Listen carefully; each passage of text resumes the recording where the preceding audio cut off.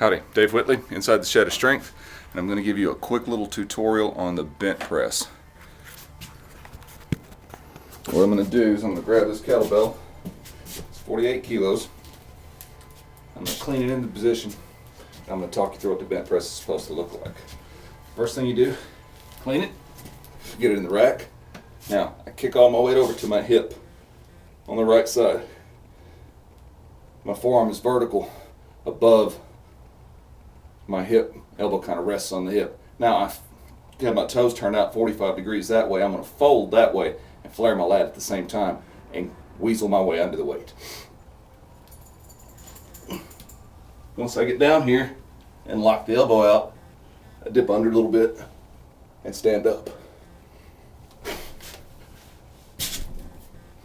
That's the bent press. To show you that angle a little bit, I use a little lighter kettlebell so it can not take up so much room, so I can talk a little easier.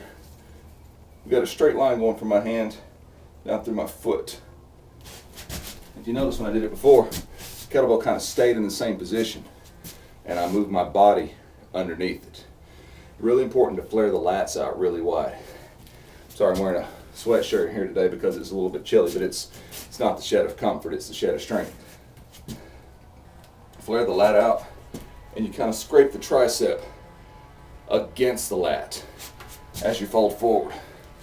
And really concentrate on just getting underneath the weight and keeping the arm straight. It's going to feel like it's going to rip your arm off pulling back that way. That lets you know that you're keeping the weight vertical. If you go over and the weight goes that way, you lose the whole thing. It's one of the reasons I really love to teach this with the kettlebells, because the ball of the bell resting on the forearm, it opens you up as you do it. It's a lot easier to learn it that way than it is to learn it with a straight bar.